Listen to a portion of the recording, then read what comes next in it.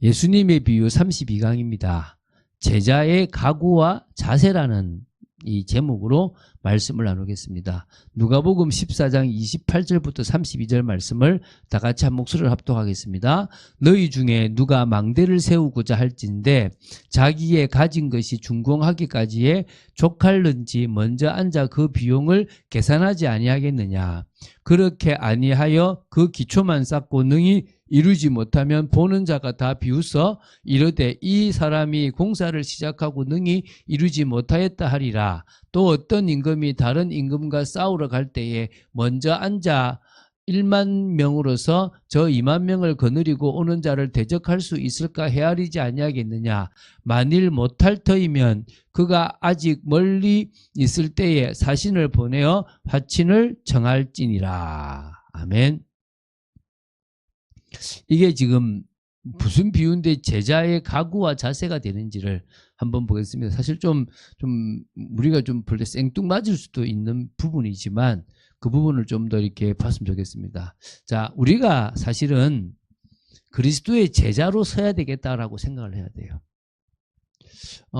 제자가 따로 있는 건 아닙니다. 그러나 제자로서의 인생을 살아갈 수 있다면 우리는 참 복된 인생이고 주님으로부터의 상급을 받을 수 있고 잘했다 칭찬 들을 수 있는 그런 달란트를 남기는 자가 될 것입니다. 자, 그럼 먼저 구분합시다. 성령의 역사로 예수님에 대한 믿음을 가진다면 그 사람은 성도라고 얘기하는 겁니다. 그러니까 성령의 역사가 없다, 예수님에 대한 올바른 믿음을 가지지 못한다, 그럼 성도가 아니죠. 그래서 우리는 성도라는 사실 축복을 누릴 수 있다는 게 너무 감사한 겁니다.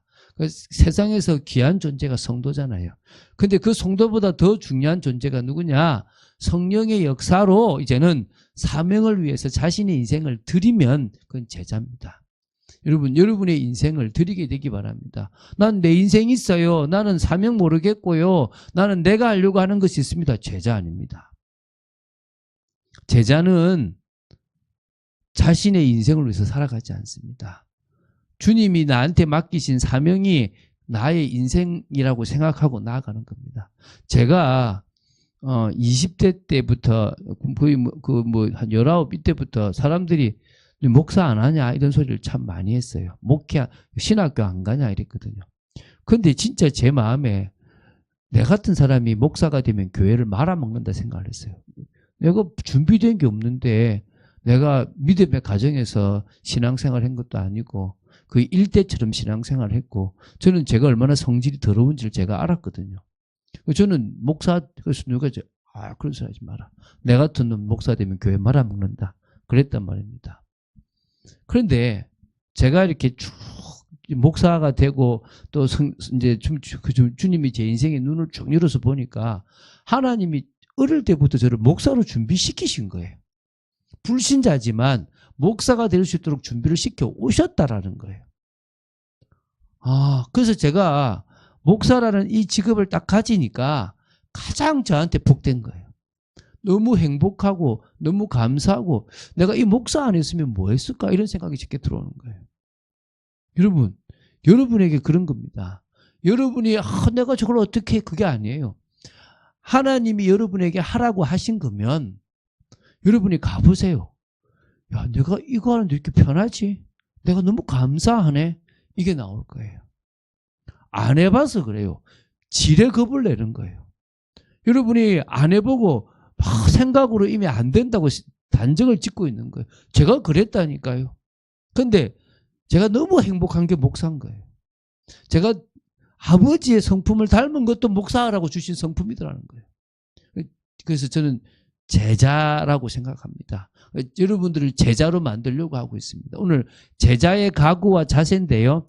오늘 이 부분에 대해서 우리가 조금 깊이 있게 좀 나눠보겠습니다. 두 가지 비유가 여기 들어있어요. 첫 번째가 망대 세우는 자의 비유입니다. 망대 세우는 자의 비유를 가지고 우리가 좀 볼 건데요. 아까 봤잖아요.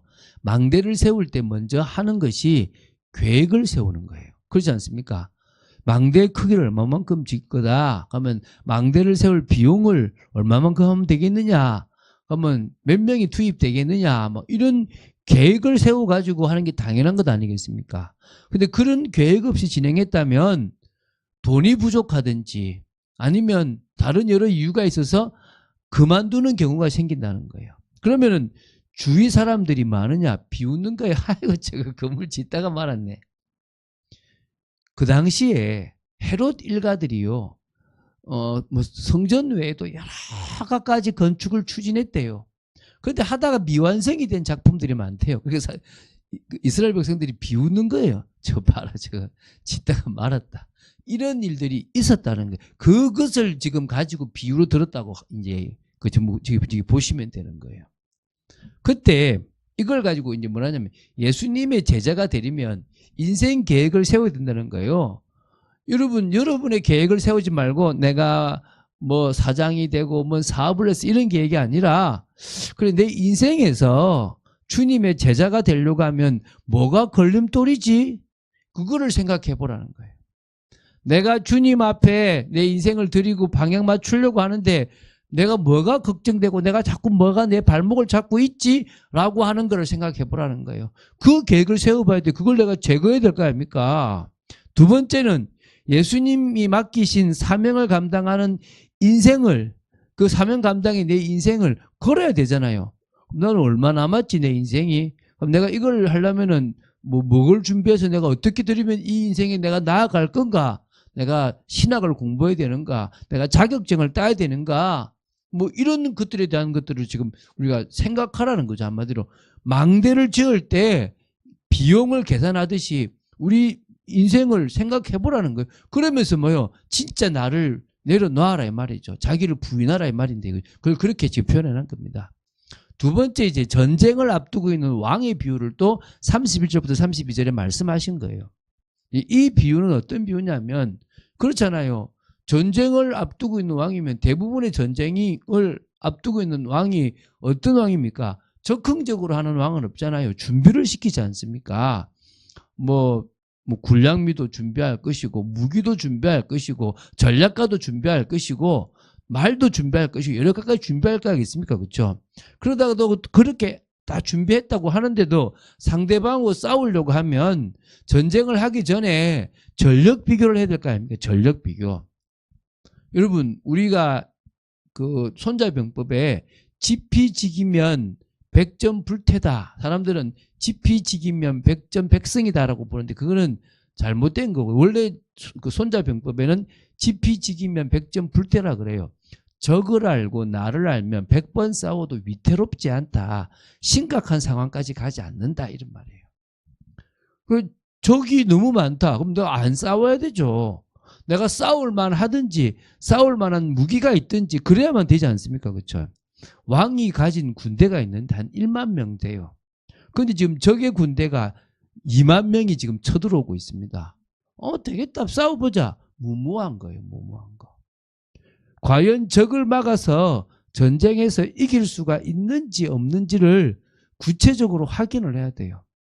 확인을 해서 이길 자신이 없다면 당연히 사신을 보내가지고 화친을 청해야 되는 거예요. 근데 이것도 여러분 헤롯 안디바라고 세례 요한을 죽였던 그 왕이 아니죠. 사실 분봉왕. 그 당시에도 이제 뭐 영주 같은 입장이었는데 그 분봉왕이 뭐 했냐 그러면 아라비아 왕하고 이렇게 좀 사이에서 좀 신경전이 붙어서 무시를 해버린 일이 있어요. 그래서 아라비아 왕이 군대를 끌고 오는 거예요. 싸움에 나간 거죠. 거기서요 완전 박살이 나가지고 이렇게 수치를 당하게 되는 일이 있었다는 거예요. 이제 그거를 사람들이 다 알고 있는 거예요. 그거를 이제 알고 있기 때문에 이 전쟁을 앞두고 있는 왕비유가 그 유대인들에게는 다가오는 거예요.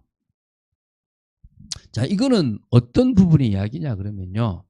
우리가 예수님의 제자로서 사명을 감당하다 보면 죽을 수도 있다라는 거예요. 정말 안 되는 싸움일 수도 있다는 겁니다. 그래도 할 거냐? 해야 되죠. 그렇지 않습니까? 제자로서 맡겨진 사명을 감당하다가 환난과 핍박으로 죽을 수도 있습니다. 환난과 핍박 가운데서 믿음을 지킬 결단이 없다면 제자가 되지 못한다는 거예요. 그래서 결국은 이렇게 나오는 거죠. 어떤 각오와 자세냐? 주님의 제자가 되려면 다시 이제 누가복음 17장 26절 27절 이걸로 가야 된다는 거예요. 이게 뭐냐? 우리 보통 말하는 자기를 부인하고 자기 십자가를 지라고 하는 이야기를 조금 다르게 얘기했는데요. 우리가 주님의 제자로서 주님을 따라가는 삶을 살아가려면 자신이 가진 모든 것을 버리는 결단이 필요하다는 거예요. 그래서 예수님께 온전히 따르는데 걸림이 되는 요소들을 찾으라는 거예요. 그게 뭡니까? 자기 부모, 처자, 형제, 자매, 자기 목숨.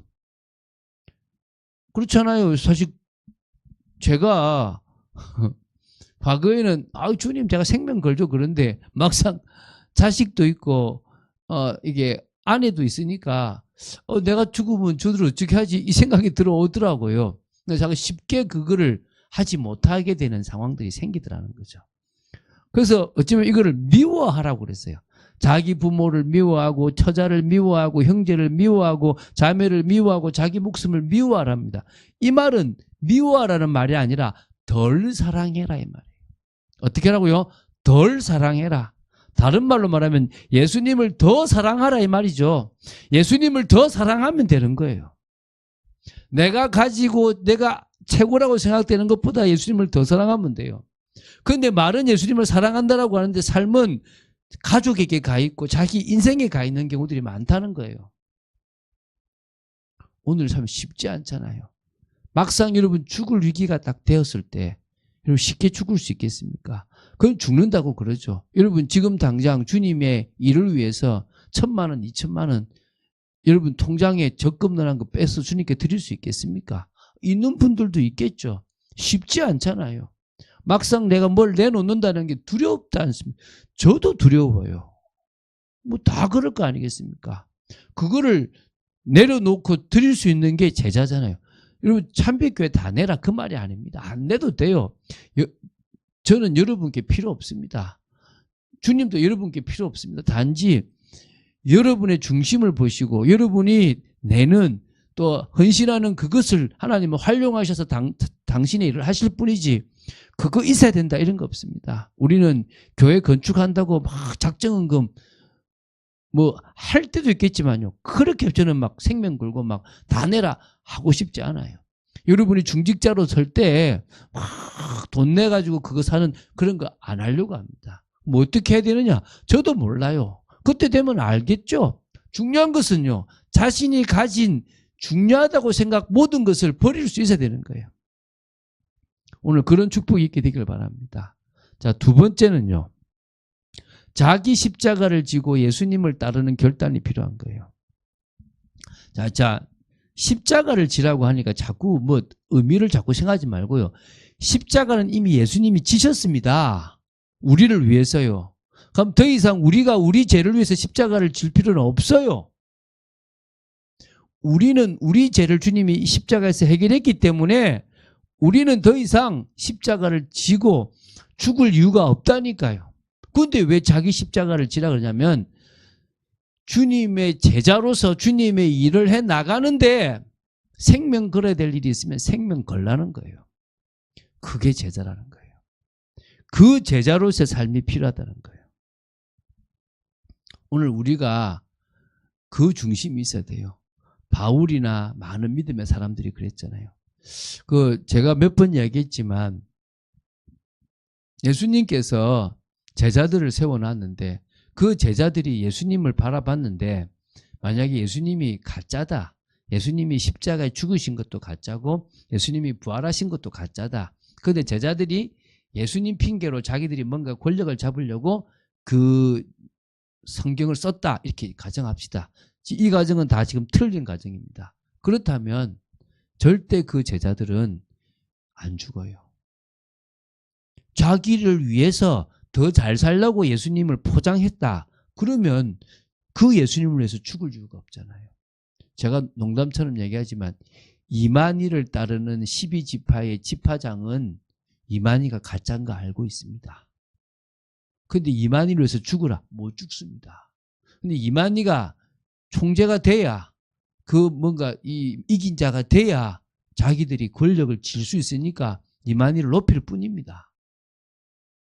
이만희보다 더 나은 게 있으면 자기가 하겠죠. 그런데 초대교회 제자들은요. 다 죽었어요. 자기들이 성경을 썼는데 그 쓴 내용이 거짓말이라면 자기가 쓴 거짓말에 생명 걸지 않는다는 거예요.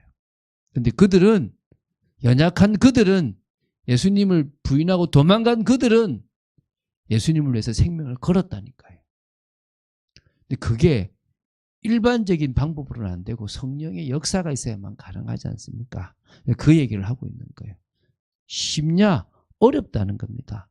누구나 쉽게 할 수 있는 일은 절대 아니라는 겁니다.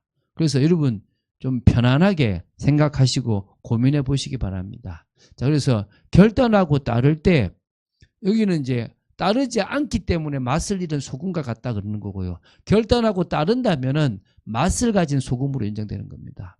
맛을 잃은 소금은 바깥에 버려지는 겁니다. 그렇죠? 그런데 뭐죠? 결단하고 따르고 생명을 걸 수 있다면 맛을 가진 소금으로 어디를 가든지 변화를 시키고 살려나가는 일들을 할 수 있다. 이게 이제 이 마지막까지 나오는 그런 비유라고 보시면 되는 거예요. 자, 그러면 이제 결론을 맺겠습니다. 마가복음 10장 29절 30절도 비슷한 말씀이 있어요. 첫 번째가 뭐라 나오냐 그러면 복음을 위하여, 아까 말씀드렸지만 집과 형제나 자매나 어머니나 자식이나 전토를 버린다면, 그러니까 주님을 위해서, 하나님의 나라를 위해서 그걸 버린다면 그 제자잖아요. 그렇다면 박해가 함께 오지만 그 제자가 받게 될 복이 있다는 거예요. 그게 무슨 말입니까? 현세에 이 땅을 살아가는 동안에 집과 형제와 자매와 어머니와 자식과 전토를 100배나 받는데요. 또 제가 말씀드리지만 100배 받는 게 중요한 게 아니라 생명 거는 게 중요하고, 100배 받지 않아도 내세에 영원한 생명을 얻게 되는 게 중요한 거예요. 그래서 자꾸 내려놓으라는 거예요. 근데 우리도 모르게 뭐요? 100배. 이삭이 농사 지었는데 100배. 아브라함은 거부가 됐는데 2때를 야곱이 이루었는데, 이런 생각만 하고 있는 거예요. 제발 부탁입니다. 따라올 것에 연연하지 마세요. 오히려 중심을 표현하세요. 예를 들어서 여러분이 진짜 재벌이에요. 정말 돈이 많아요. 그럼 누가 많겠어요? 충성된 사람들이 많겠죠. 근데 한 번씩 그런 의심 안 들어요? 쟤들이 진짜 나를 위해서 충성하는 사람입니까? 내 돈이 있어서 충성하는 사람입니까? 확인하고 싶은 생각 안 드세요? 주님은 아시지만 우리에게 그 부분을 표현하기 원하시는 거예요. 네, 주님, 제가 돈보다도 주님이 더 좋습니다. 저한테 주시는 육신적인 복보다도 주님의 은혜가 더 좋습니다. 라고 고백하길 원하시는 거예요. 분명히 하나님이 우리에게 주시는 복이 현세에도 있고 내세에도 있습니다. 안 받으면 어떻습니까? 천국 가면 더 크다는데. 내가 남을 도와주고 칭찬받는 것보다 주님이 칭찬하는 게 더 좋다고 하는데 왜 우리가 그것을 받으려고 합니까? 그러지 말자는 거예요. 오늘 그 답을 여러분들이 낼 수 있다면 여러분은 복되다는 겁니다. 오늘도 우리가 이 두 말씀을 봤습니다. 우리가 집중하는 데에 이 말씀이 왜 필요했는지 저는 잘 모르겠습니다. 그러나 여러분 마음에 들뜨고 이런 이것보다는 소소하지만 주님 앞에 생명 거는 축복된 마음을 가지게 되기를 예수님의 이름으로 축원드립니다. 주는 그리스도시요 살아계신 하나님의 아들이심을 고백합니다. 감사합니다. 오늘 또 말씀을 나누게 하심을 감사하고, 저희들이 이 말씀을 나누면서 더더욱 깨어있고 하나님의 뜻을 이루는 하나님의 사람으로 서기를 원합니다. 지켜주시고 인도하시고 역사하여 주시옵소서. 사랑합니다. 하나님의 뜻을 이루는 축복의 저희들 되기 원합니다. 주 예수 그리스도 이름으로 기도드립니다. 아멘.